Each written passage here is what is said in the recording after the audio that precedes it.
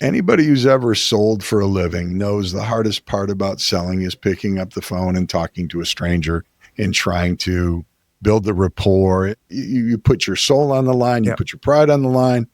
And if somebody like what we do can eliminate that fear and put that qualified person sitting across the desk from you where you are positioned as an expert, instead of you having to convince them on a less than personal phone call that you're the expert, it's a pretty good deal if you fill a room full of qualified prospects for me.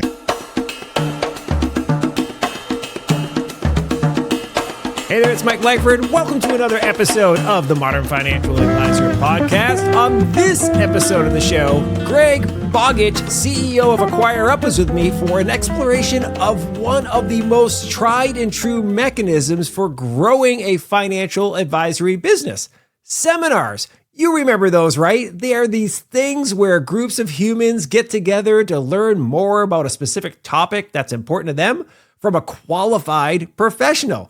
When done correctly, the audience is filled with high-quality prospects who match the financial advisor's business niche so that there is a high likelihood that there will be a match for at least some of the attendees. This is where AcquireUp really excels, putting the right butts in seats for your seminar. I'm really excited about this episode, and I think you are going to absolutely love it. Now, before we get to the conversation with Greg, please do make sure you subscribe to the podcast on Apple Podcasts, Spotify, Google Play, Amazon, the YouTube, so wherever you like to get your podcast jam on. And if you have a question or a suggestion for a topic or a guest for the show, hit me up. I'm basically at Mike Langford everywhere on the internet, or you can shoot us an email, podcast@finservmarketing.com. Okay, let's jump into the conversation with Greg Bogich. Well, Greg Bogich from AcquireUp. What is up? So great to see you today. How are you doing? I'm doing reasonably well, Mike. Great to see you as well. I got to tell you, I was hoping that you were going to use the reasonably well there, because before we clicked record, I asked you how you're doing. You said reasonably well, and it kind of really makes me rethink how I answer this question, because I'm bumping into people all the time and they're asking me, and I'm usually like, "Oh, I'm doing great. I'm doing fantastic." I have two answers: reasonably well or spectacularly well. Spectacularly well is a rare one, but it happens. It's reserved for special occasions. So, all right, I love it. I love it. I love it. Thank you very much for getting the kick butt microphone set up. So props to our assistant in the background there, Madison. She made sure you were all set up. I love that. I've been on a mission lately to make sure our guests sound their best, because it's always a bummer when they bring on some awesome stuff. And it's like, oh, so props to Madison. Everybody needs a Maddie Mitchell in their life. That's exactly, fact. Exactly. Somebody who makes you sound better, right? That's great. All right. So let's jump into it. I got to tell you, I've been looking forward to this episode for a while now, kind of more so than usual.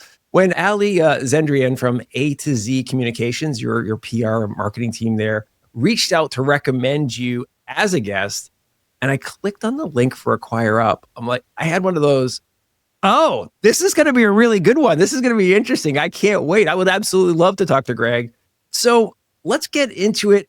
AcquireUp is helping to solve one of the biggest problems facing wealth management firms in our industry right now. And it's a pretty big one, right? Organic growth has been really anemic for more than a decade or so. Advisors are simply not bringing on new clients at the rate that they used to, right? And they're not bringing on even new assets from existing clients all that much. So from your perspective, what's the root cause of all this slow growth? I don't know that you could peg it down to a single root cause, but the one that we talk a lot about is, if you think about it, just the pool of advisors is actually shrinking and aging out, right? So if you think about financial advisors, the average age of a financial advisor is north of 55. Yeah. The percentage of advisors who are 40 or under is they're right around 10%, might be slightly higher or lower, but it's in that neighborhood. And people are aging out of the business, and there's not a replenishment rate. And that's a big issue.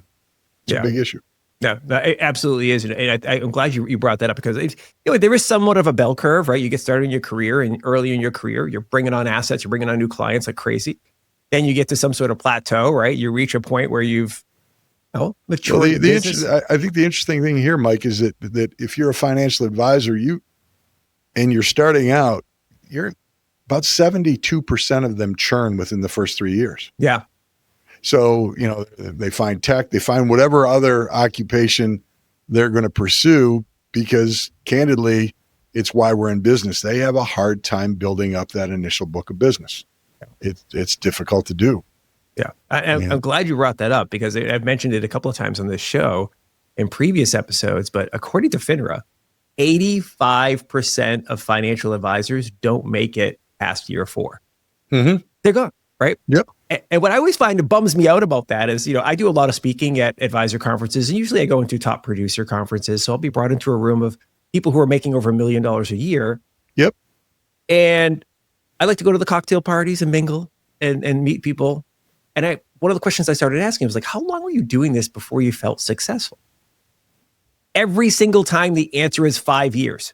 Every single time. It's like, I was, the first couple of years I was struggling. I quit my 6-figure job, whatever, decided I was going to be an advisor. I was making $20,000 for the first year. I was crying when I went home, all this type of drama.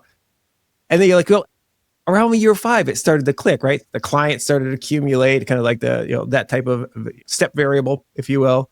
Yep. And it's like, oh man, if we could just get clients of 5 years or accelerate this growth process, right? How awesome would it be? Once I'm through with my friends and family, what do I do next? It is true, but no, I love the fact that you articulated it so smartly that it is this, we grow, a lot of people wash out along the way, get to a point, advisors reach some sort of escape velocity, but then they hit a plateau, and it's a nice life, right? If you're making $500,000 a year or whatever, working a normal 40-hour work week, doing a lot of golf. Not a bad life. I don't know.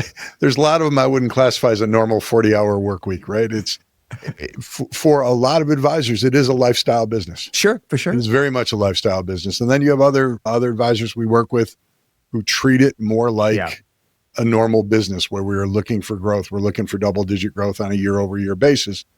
Both of those are fine, depending on what fits you. Yeah. But we have a fair number of each of those constituencies in our portfolio. Yeah, exactly. And so, we want to talk about the advisors who are really looking to grow their business, right? And I love the fact that you've created that segue there. During our prep call, you mentioned that too many advisors kind of proudly say that they get all their new business from referrals, right? I've bumped it. Oh yeah, we get a lot of business. That's our referrals. We don't need marketing, whatever. But we're impressed, right? They almost never have hey, here's our structured plan for getting those referrals, right? Here's what we do regularly to get our clients to help send us new business. So obviously referrals are amazing, but that's just a way of saying I rely on luck to grow my business. I don't know if I would classify it as luck. There is an art to referrals too, right? There are people who do them very well, consistently ask for them, make it easy to say yes to, make it inviting circumstances or client events that make referrals more palatable. I think the challenge with referrals, again, it's a very low cost way of getting qualified people into your office. I think the challenge is scale, right? Yeah. If you've ever fished in a stocked pond or a stocked lake, if you're one of the first people in there for the first couple months, it's a blast. Yeah, but once it's fished to some level of normalcy, it's hard. It's really, really hard. And I think that's a pretty apt analogy for referrals. You're going to get what I would call the low-hanging fruit. Yeah. But you're going to pick that tree free of fruit pretty quickly. And then it gets markedly harder. The next step of growth gets markedly harder. Right. That's a really good point to make. I mean, if you've got 100 clients, how many of those clients are going to send you business, are going to refer you business on an annual basis, right? Maybe 10%. So that's 10 prospects a year, maybe. And if your business is relatively new, well, people want to be with a service for a while before they're like, let me tell everybody about how awesome this service is. It's not like when I tell people about the dog groomer that we use, that we discovered that does such a great job. My dog's got, right? I'm telling everybody in the neighborhood because they, where's she get her haircut? Oh, I'm going down the Hoot Dog grooming. A mistake happens. Your dog's hair gets cut too short. Yeah. Not the same as I lost my life savings. Right. That's exactly right. Like, let me work with this dude for a little while before I start sending him new business. And how about you focus on me before you start asking me for new business, right? So yeah, it's absolutely true. And so I like the fish pond analogy. It's like, hey, look, there's only so much here, right? Yep. And once they're gone, right, they're gone. And also, as you and I know, I mean, and I think advisors know this obviously too, is like, a lot of times new clients become receptive to finding a financial advisor when they have some sort of money emotion event, some sort of life event. Correct. Right? So a referral is going to be contingent on somebody recognizes that life event, and then that person's like, hey, I need help financially. Or that your client says, oh, Greg, you should talk to Mike. I noticed you just got married. I don't know how often that actually happens. Yeah. You're asking your clients to be marketers, right? You're asking them to profile the ideal candidate for you, or make sure somebody's, ready to buy. And that's not always the case. Yeah. So let's shift gears into what you and the AcquireUp team are doing for advisors. Honestly, it's not a new concept, right? I mean, as long as I've been in the industry, seminars and lunch and learns or whatever, dinner presentations, they've been in the advisor space, right? Advisors have been using those for a long time. And I've been in the industry since 1994, way older than I look. So, it just makes sense. Get a group of people together, buy them dinner or something, tell them about some of the things you do, or tell them about a problem you solve. And then some of those people are going to be like, yep, I need to talk to you. Maybe we should work together. Heck, I've even been a speaker at independent broker-dealer events in which they're using that model to attract new advisors. They bring Mike in, I talk to them, and then, oh yeah, great. You're eating your steak dinner here. Let's talk to you about moving your advisory business over to XYZ independent broker-dealer. What is it about seminars that make them so effective, right? I mean, that's the real question. Because I don't think everybody fully appreciates why. Yeah, I would tell you, and I think just making a couple distinctions. One, the majority of the seminars, workshops that we help advisors administer, less than half of them are actually at a restaurant or a meal event.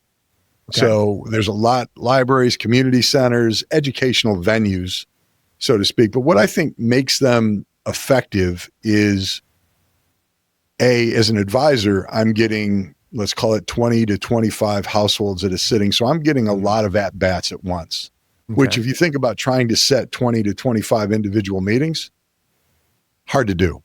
And it's an enormous time suck. So I can now have 20 to 25. I'm also doing it face-to-face, which is more personal. And then there's some psychological elements. So if I'm providing you with information that you are interested in and provides value, there is a psychological reciprocation that will likely take place. They will, more often than not, will have some level of obligation to you, especially if you've done enough good job with the bonding and rapport and connecting. So there's that element. There's also the element that, everybody else is sitting, you're standing in the front of the room, you're the authority. Yeah. And, you are looked at as the expert in the room, and there's this kind of social setting where everybody is leaning in. Yeah. And that adds credibility. And as long as you are doing what you need to do in the front of that room, you are the established expert and building relationships 20 at a time versus one at a time. Yeah. So there's a lot of scale to it. I love it. And I can echo that, from my own personal experience. Anytime I speak on stage, anytime, or do a seminar or whatever, people will come up to you afterwards. Somebody will be lining up wanting to shake your hand, meet you, ask you questions, and probe a little deeper, right? So inevitably you end up walking out with, a new client, or at some point in time, this person will be in the market for your services and they will likely be a good prospect for you. I want to dive into something you mentioned just kind of off the cuff. You mentioned that not all of these are, and I think maybe less than half are done at restaurants and dining places. And you mentioned that libraries and other places. What's the rationale for that? What makes those types of venues better or more effective than doing it the traditional way that people have done it at the restaurant and so forth? I don't know that they're better. They're different, right? So if I wanted to set an educational tone, there's a different tone that's set when we're going to meet at a public library or a community center than at a restaurant. Yeah. Both are wonderful settings for somebody to deliver their content, but they're different. One, is just, I want to come across more professorial and more educational. And the other one, it is a little bit more of a standard sales pitch, and the people in the audience kind of understand that. But they also understand if they're going to a community center that this is likely to be very educational on their behalf. So different advisors have different philosophies, but both work very well. Okay. And I can see that. I can absolutely see you go to a place like, all right, now I know I'm here for business, right? I know I'm here to learn something versus like, staring at the menu, trying to figure out which one of these price fix options you're going to choose. Right. Go with and the then filet. commenting Always to your go with the spouse, filet. like, how's the wine? Oh, that's very good. But by the way, don't try to give a talk when people are starving. Make sure they do have something in their stomachs, right? Because there's nothing worse. I mean, we all go to things, kids events at the school or whatever, and you're sitting there like, can this thing hurry up and end? I have got to get to dinner. Another word of advice, don't bring pizza and beer to a library because it doesn't go well. Awesome. Smart idea. Smart idea. All right. So when I first heard of AcquireUp and you and I did our prep call, one of the things I said to you is like, I love it. What you guys are doing is putting butts in seats. Totally makes sense to me. You're helping fill the seats. And you corrected me and you said, well, we're putting qualified butts in seats. And I'm like, oh, smart. That makes sense. Let's make sure they're not just random butts. So let's unpack that a little bit. This seems to be like one of the bigger mistakes that an advisor or anybody could make, right? Filling a room with just people, just to have people there. How does AcquireUp go about helping advisors get the right people in a room? It almost always starts with data. So if you're an advisor, you're going to tell me what asset level you want in the room. You're likely going to tell me some sort of demographic. I want married. I want ages 55 plus. Yeah. And we have not only first-party data, but we subscribe to a lot of third-party data that allows us to identify who those people are. We've got advisors that say, look, I want $2 million or more in the room, and that's all I want. And we've got other people who say, look, anybody with $250,000 in investable assets, I'd like them in the room. So making sure that we understand who the target is, and then because most of these are live face-to-face seminars or webinars, or mostly seminars versus webinars, we want to make sure that those people are within some level of proximity or drive time to the venue that we've selected, right? It might be great content. They might be a great fit, but they're not going to drive 55 minutes across town to see you. They will drive 18 minutes almost all the time to see you. So we have to, when we target, we look at kind of geospatial, we look at demographic and to some degree psychographic to make sure that we think those people are in the best position to be a great prospect for you. Interesting. And how is it? I'm trying to think about like how this works, right? So imagine if I'm a prospective client and I've you're trying to drive me in, and I've got, I don't know, we'll use $1 million of AUM available. Yep. What is it that's driving me to go to this seminar, right?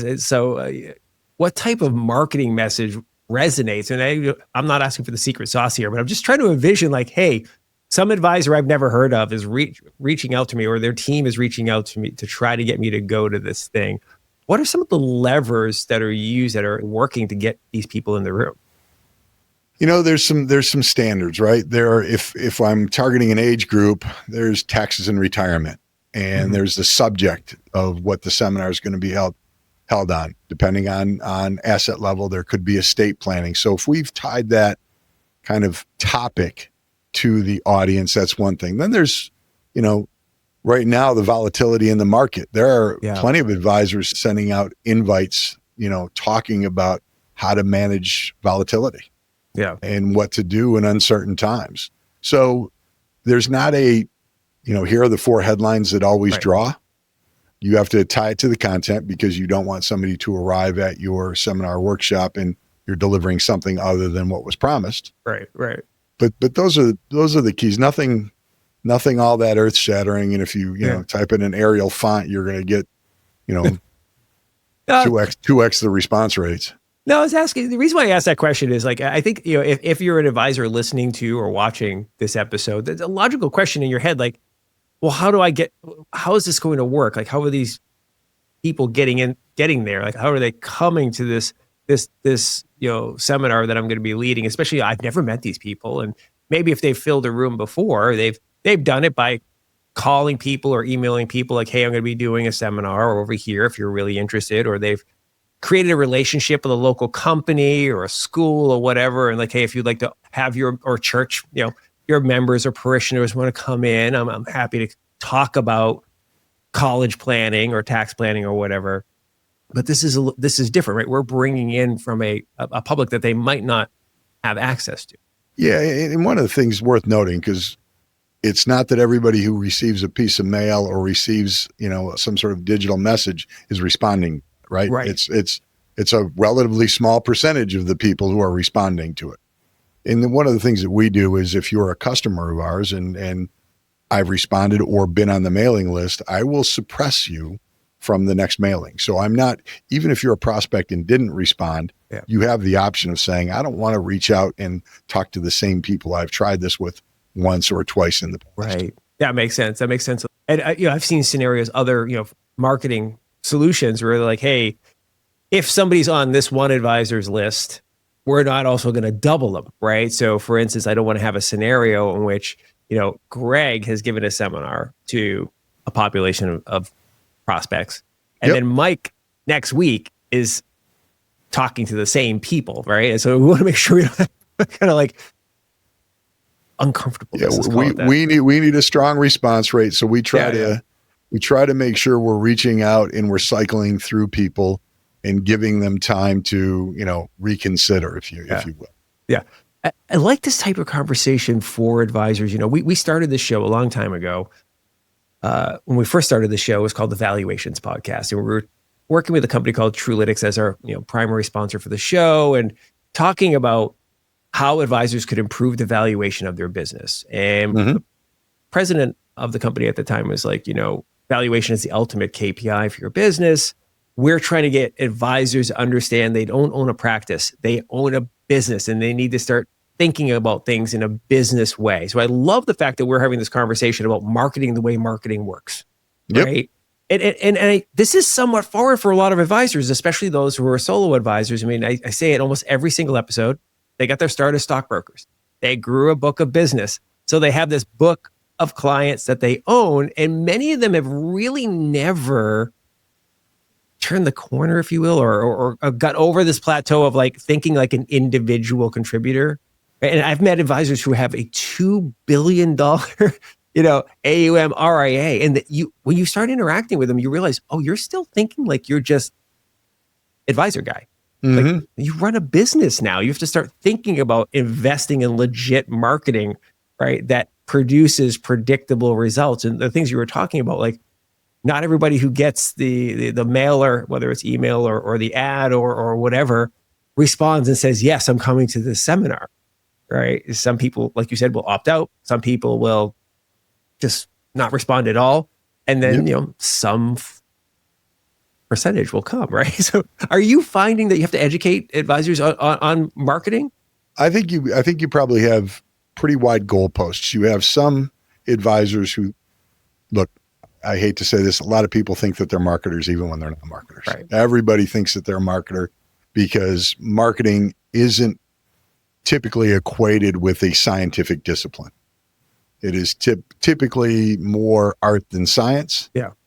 And I don't know that that's true. What we try to do is educate folks that this really is a math exercise. We have what we call a marketing machine, and we know if we send out X number to the right audience at the right cadence, we are going to get Y in response. We also know that, Y registrants, if I get 60 registrants, we're probably going to have 30 of those people show up at or 30 of those households show up at your seminar. And if you are doing your job correctly and we can help you do what you should be doing better in front of the room, you're going to get a third or more of those people to actually come to your office for a sit. And out of, that third, let's call it 10, 12 people, you should be able to close 1 to 2 of those households. Yep. And they should be clients of yours forever. Yeah. If you're managing that business correctly. And it really does become, for the people we do it for frequently, it really is a math equation. I put a nickel in, I get a quarter out. I know, it might be 26 cents sometimes, it might be 22 cents sometimes, but the plus minus variance on that is much more scientific than what people would think. It's not, spray and pray, which is what a lot of people think. If you are disciplined and treat this like a marketing discipline, it's relatively predictable. I love it. I love the way that you share that. You've got a legitimate marketing funnel, right? People come in. I like the fact that we're talking about, because anyone who's hosted an event knows not everybody shows up. But I host an event at South by Southwest here in Austin every year, and we get about 300 people, from the fintech and financial services industry come to the event. Many more register saying they're coming. Yep. And they just don't show. They never show up. All the name tags that were printed out, and you're like, oh, these people didn't come. Why? Because they went to something else. I don't know, or their plane got delayed, or who knows. But if you're a business owner, Mike, you have a way to now re-communicate to the people who didn't show. That's right. And you should re-engage them and try them, bring them back in the top of the funnel. And those are ways that we help that aren't as obvious as putting mail in and somebody shows up. But how do you communicate to those people who didn't show? Yeah. Or, they wanted to go and forgot about the date. How do we stay in front of those people and bring them back to the top of the funnel? It's a great point. The fact that they didn't show doesn't mean okay, they're dead to me. Yeah. I mean, if you think about digital marketing, it's why retargeting works. The number of people who abandon a basket and come back and buy later is substantive. It's a big number. We all do it, right? We all do. We look at something, we add it to the cart, we come back, we're just like, I don't know, let me go shop for the other thing and think about it and what have you. And then eventually you pull the trigger, Yeah, that ad trails you around and just serves as a consistent reminder. It's great. It's great. I also love the fact that you are keying in on something that I bang the drum on a lot. So I love when guests agree with me or support my arguments to the world. But the notion that hey, listen, not all 30 people who show up are going to convert into clients, right?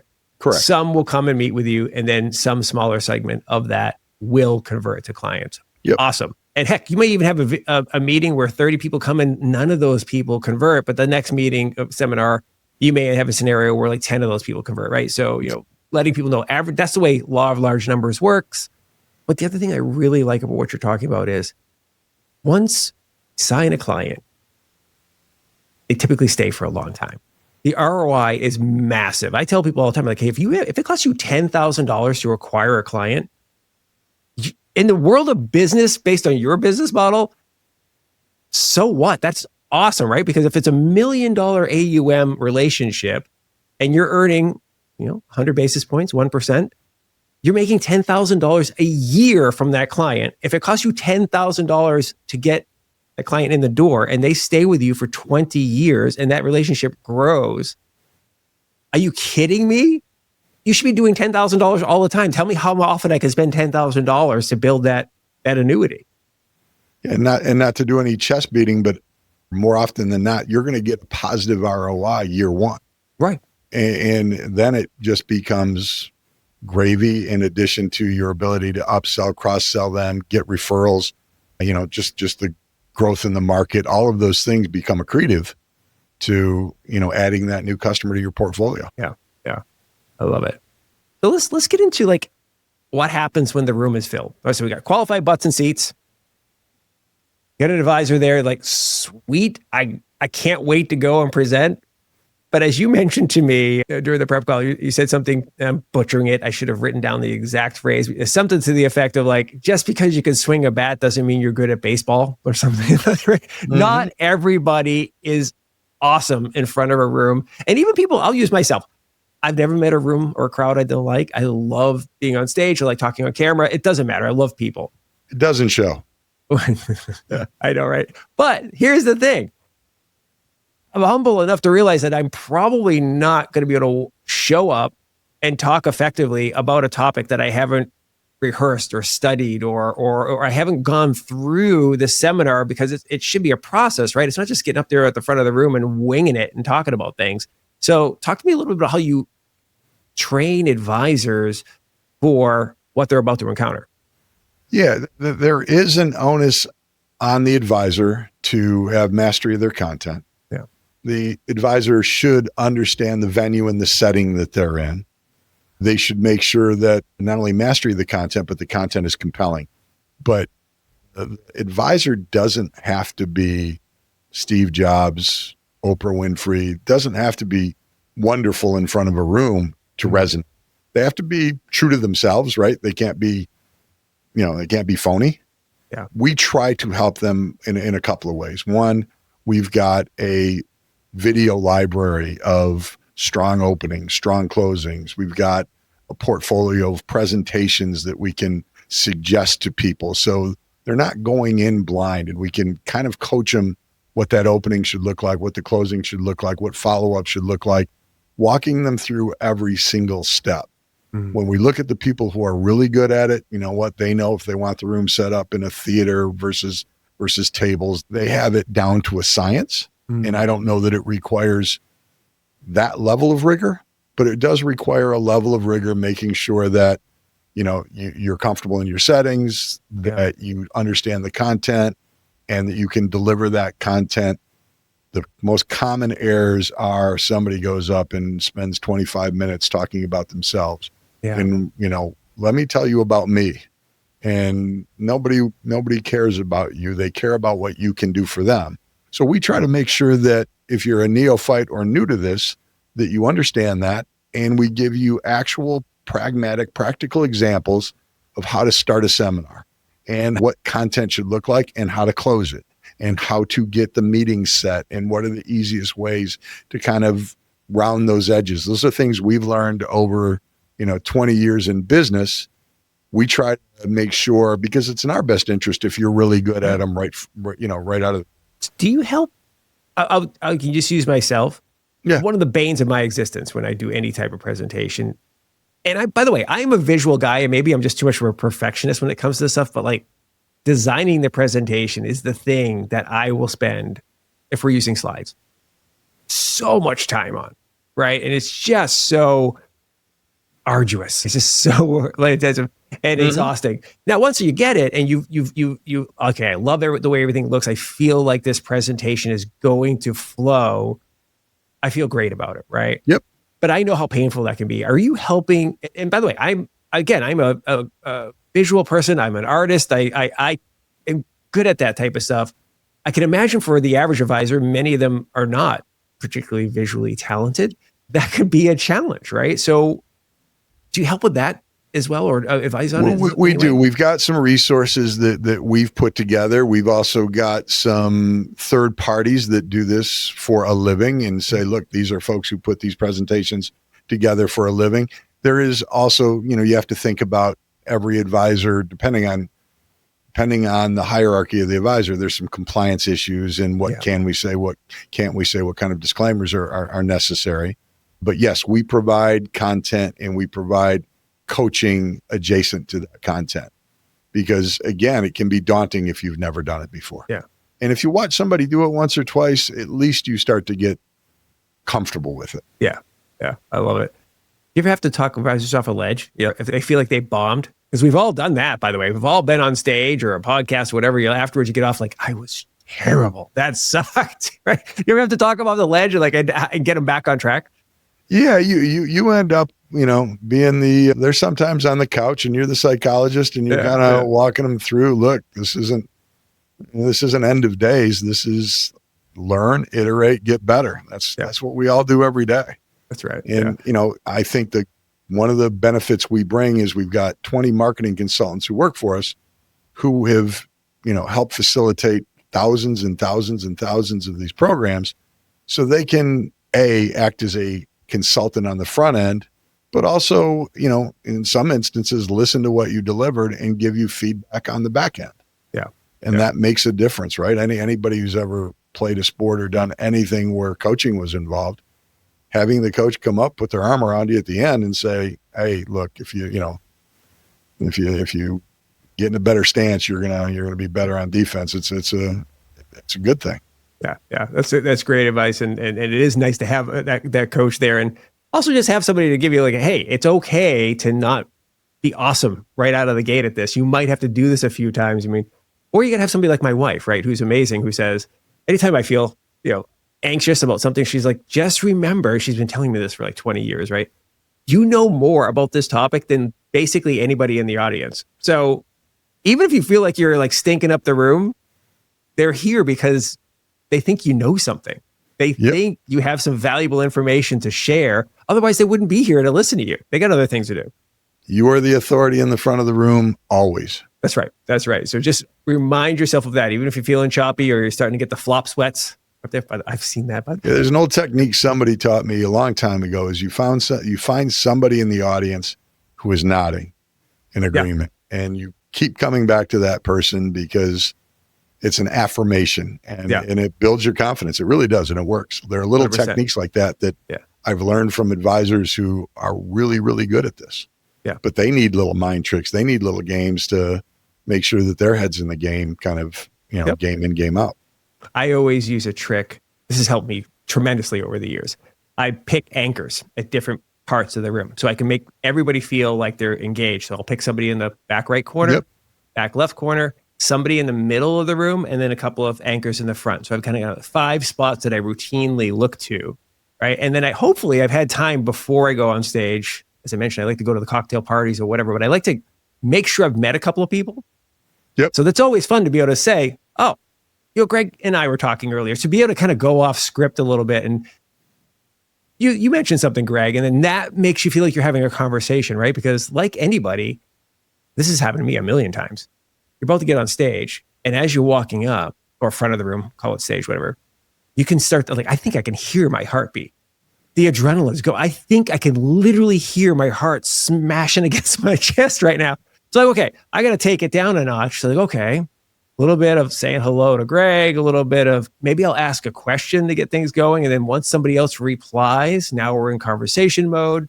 Oh, I can feel my pulse going down a little bit. So once you've got mastery of the subject, and that's more or less muscle memory, then you can do exactly what you're talking about, which is play a little bit and make yourself comfortable. And avoid drinking too much caffeine before you get up on stage. That's not going to help the heart rate. I assure you, adrenaline will do the trick once you're up on stage. Avoid drinking too much of anything before you go on stage. That is true also. Avoid drinking too much. That's a good piece of advice. One thing that I was thinking about as I was putting together the kind of the outline for what I wanted to talk about today is, I wonder how common this is for advisors right now, right? Are advisors embracing seminar marketing? Because as I said at the top of the show, it's not like this is a new concept, right? Advisors have been doing this for a long time, and other business disciplines have been as well. How many advisors do you think, or what percentage of the advisor population is starting to revisit this? Because I would imagine this is becoming attractive for a variety of reasons. Like we're spending so much time on digital, right? There is an appeal to getting in the room with real human beings and talking about something. So I'm just curious, do you have any finger in the wind estimate of how embraced this is being by the so it's a little bit of a question where we've got to make sure we're clear on definitions, right? So if you were to do a survey, which we've done, of the advisor community and what percentage of folks are doing seminars, you would get an answer that would probably equate somewhere in the 75% range. Okay. Now, if you extracted out client events, which they sometimes call seminars or workshops, where it's bring a friend or just a client event in total, and you take that out, I would tell you that the number of folks who actively participate in what we do is probably in the 20% of advisor range, probably a little bit south of that, somewhere between 15 and 20, based on some third-party research that we sponsored. Yeah. I think that's valuable information for members of the audience to have, right? That this is not a saturated thing where all these people that you might be going to talk to have been invited to 80 different seminars, and they're jaded people. This is not as common as you think it is for the advisor. There is some newness to this, and that actually I think is in your favor, right? If you're the first one getting up in front of a room and talking to them about, as you mentioned, these key topics of interest and value to them in their lives, it really puts you in the driver's seat. Yeah, if you think about it, the pool is constantly refreshed, right? The number of people who have a 55th birthday or a 60th birthday or retire, it's a little bit of what I would call the thin market concept. You don't know when somebody's going to be in market. It's like eyeglasses, right? I buy them when I need them. Tires, I buy them when I need them. So the fact is that if I just lost my job, or I just got divorced, or I just had some sort of birth of a grandchild, whatever it is, those triggers put me in market where I wasn't in market 2 weeks before. Yeah. And, if you think about a country with 330 million people, that market is constantly refreshing. Right. Constantly. Love it. Love it. So this is my, I'll call it elephant in the room, but it really is the alligator in the room question I have for you, just because I've experienced it so much. And I love to ask this question, particularly anybody who comes on this show when we're talking about marketing and investing in marketing. Yep. Just because my experience is many advisors get the alligator arms when it comes to investing in marketing, right? They don't, and I kind of teed it up earlier when I talked about advisors who are stuck in practice mode and having a hard time getting into business owner mode and thinking about things. What does it take to grow and operate a business? How are you seeing advisors' willingness to invest here? And obviously some are, and so it's very successful. And is it a certain segment for those? Like, so as an example, is it multi-advisor RIA shops that are like, yep, this is attractive. Let's spend good amount of money on marketing. We understand the value that, we got a good ROI once we get people in. Or is it, you're seeing a lot of solo advisors? Or where are you seeing traction and maybe areas where advisors, you're hoping they wake up a little more? Yeah, I would tell you that what we look for, and it's maybe a little bit of a cop-out answer, and for that I'll apologize up front, is the growth-minded advisors. So you have independent, one man, one woman shop that wants to grow. And then you have to just make sure they understand the science of this, right? They understand the science of, if you put X amount of money into the market, what that should look like in 3 years.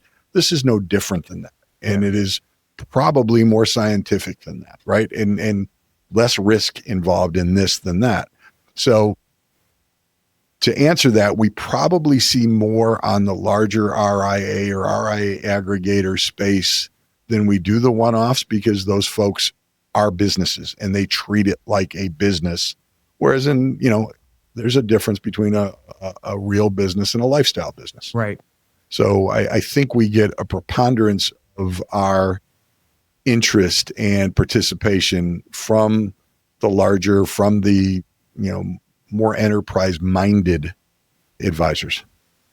Okay. And it makes sense, right? It makes sense that like somebody who's starting to think about their business as a business, who's already taken steps to structure things in that type of way, and they're growth oriented, obviously, because this is a growth tactic or strategy. Yeah, let's do it. Yep. All right. This is there aren't that many ways to grow this business that, once your referrals dry up, there is nothing. And I will tell you, nothing 4 times in a row that is anywhere near as ROI centric as running seminars and workshops. Yeah. It works. It works unequivocally.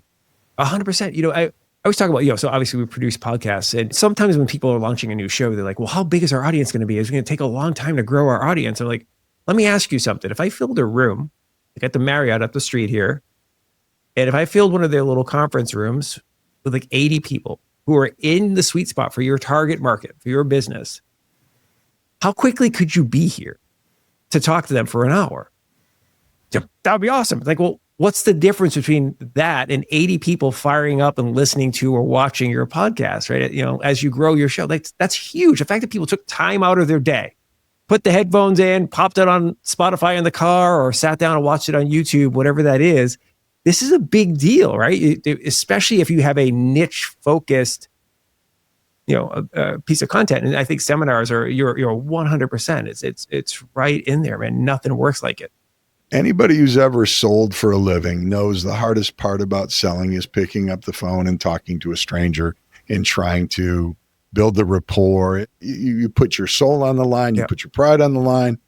And if somebody like what we do can eliminate that fear and put that qualified person sitting across the desk from you where you are positioned as an expert, instead of you having to convince them on a less than personal phone call that you're the expert, it's a pretty good deal if you fill a room full of qualified prospects for me. And I've just, up until I joined AcquireUp, I was never in a position to offer that up to anybody. Yeah. That's awesome. It's fantastic. So I'm glad you mentioned that, up until you joined AcquireUp, because man, it's like teeing up things great for me here. Most of my guests who come on this show have a, long and storied career in the wealth management space in some way, shape, or form. I mean, that's, what drove them to start their fintech startup that services advisors or whatever. Took a look at your IMDb, as I call it, the LinkedIn page, and saw your career history. And I really didn't see anything in there that was like, wow, deep wealth management. What attracted you to AcquireUp in this space? Like, what is it that's interesting to you? Because, as a CEO coming into a company, you probably have lots of options, lots of places you can go. And there must have been something here that was like, that's a problem I want to solve. And this is a community I want to serve. Yeah. My background is I've always been a business to business marketer, right? So working with businesses, but it's always been to businesses who are marketing to consumers. Yeah. So how do I help you market to a consumer better, right? That can be automotive, it can be retail, it can be consumer packaged goods, it can be any number of industries that I've had the pleasure of working in. So you get to learn from, smart people at Procter and Gamble and Apple, and you get to learn a lot. Most of it's applicable to other industries. What I really like about this industry, and I still have a learning curve because every industry has a fair amount of nuance in it. What I like about this industry more than any other I have worked in is that there's value up and down the chain. We provide a tremendous value, a demonstrable value to an advisor, right? I can show you how much money you've made by engaging with me. More importantly is the advisor can show the consumers who they've engaged with what they've done to make them sleep better at night, to provide some level of security in their life. And you know what, if I help Unilever sell another gallon of Ben & Jerry's ice cream, that's not the same benefit as actually helping people be more secure. I think what we do en masse is a benefit to the world. And can't always say that about other places that I've marketed for. I enjoy the challenge of it, but particularly attracted to this business because I think what we do is good. I like it. What a great way to wrap this up. What a fantastic way to put it. And I agree with you wholeheartedly. It's like, this is a space that the world needs like oxygen. I always think that, right? Over 70% of Americans don't have a financial advisor. So we still need to help people out there. And so that's why I love having folks like yourself on the show to kind of shine a light on you, bring that kind of insights to advisors. So hopefully they can modernize their business and start using solutions like AcquireUp to go out there and help more people. We appreciate the opportunity and enjoy the conversation, Mike. Really did. Okay. Well, before I let you go, people are going to want to follow up with you. AcquireUp.com is the website. We'll get that linked up in the show notes. Perfect. You yourself are active on LinkedIn, I imagine. Where else can people follow up? Are you guys like putting good stuff out there on the YouTubes and other places where people can go check you out? Actually, we're probably most of our marketing is going to be on LinkedIn, but we do, this is probably a better question for Maddie than for me. We'll hang out after. Yeah, it might be a good idea to hang out with Maddie. She can talk about all the channels and every way to touch us. Yeah. But our website is a great way to learn more about how we might be able to help you. We're very active on LinkedIn and Facebook and all the social platforms. You'll be able to find us. I would tell you, if you wanted to learn more, pick up the phone. I'd love the call. Sounds great. Well, Greg, thank you very much for coming on the show. Thank you very much, Mike. Thank you very much much for listening to and or watching this episode of the Modern Financial Advisor podcast. It's always fantastic to have you with us. Huge props to my man, Greg Bogich, for coming on the show. I really do mean it genuinely when I say that I love seminars. I mean, there really is nothing that replaces a human connection, sitting in a room with other people who are interested in the same topic to learn from an expert on that topic, and then, seeing where things go from there. It's just a great way to grow your business. And as Greg mentioned during the show, math, baby, math. Put the right people, enough of them in a room over time, it will translate to clients. It's just as simple as that. Okay. That's all I have for you today. Please do make sure you subscribe to the Modern Financial Advisor podcast on your podcast platform of choice, and be nice to each other. We'll see you next time on the Modern Financial Advisor podcast. See ya. Bye.